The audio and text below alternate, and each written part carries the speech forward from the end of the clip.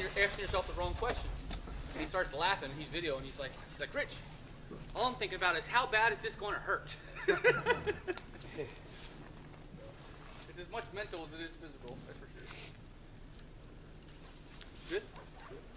You got everything, huh? Okay, so is the rut aspect, right? It's pretty beat up track. Rut aspect, is that a little more challenging than what we rode this morning? Yes? It seems to be one solid rut, doesn't it? Yeah. And what is the deal with that? Is it just having front wheel issues, meaning catching the sides? I don't know how else to put it other than that. And like I said earlier, all it is getting lined up with the rut, pick where you want to be. And I always ask myself the question, where do I want my front wheel? It's an opportunity to get out of the rut with the front wheel and then therefore keep the rear wheel out. Or is it an opportunity where, you know, I ain't got no room, so I gotta deal with this rut.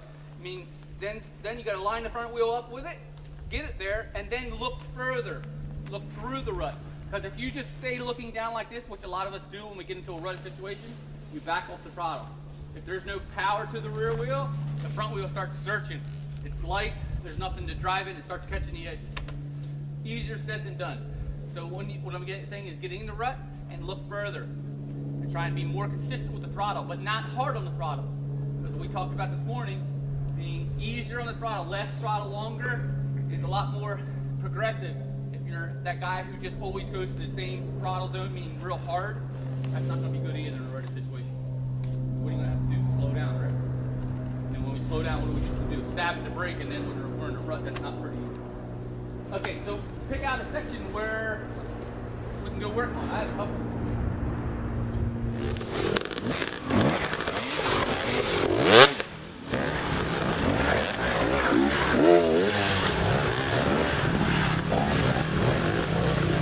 We found a different line over that knuckle, didn't we?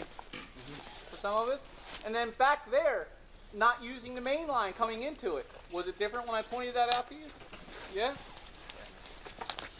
Did another line develop here? The thing is, like, what I'm trying to get you to understand is, reading trail is a lot of it. Just reading trail and figuring out, just because everybody else went there doesn't mean you can't find another line that's better. To me, less bump better, less of a rut to deal with, anything more straighter. I'm always looking and trying to look as far ahead as you can to straighten out the trail. But here, just using that higher line has less of a kick to that log. See how the one line to the left here, the log was getting more of a kicker before it, right? Mm-hmm. So once you got to it, it was like, whoa. So the more laps that gets worn out, if it's a hair scramble or an enduro or whatever, the later it gets in the race, that's going to have more of a kicker to it. More of the kicker, what do we have to do? Shut off, right? Yeah. Negotiate a little bit different, or lost the front wheel before. But why not just stay high? Just stay high, and then you got less of a kicker with the log. So I was just trying to get you to understand. Reading trail, there's always another line.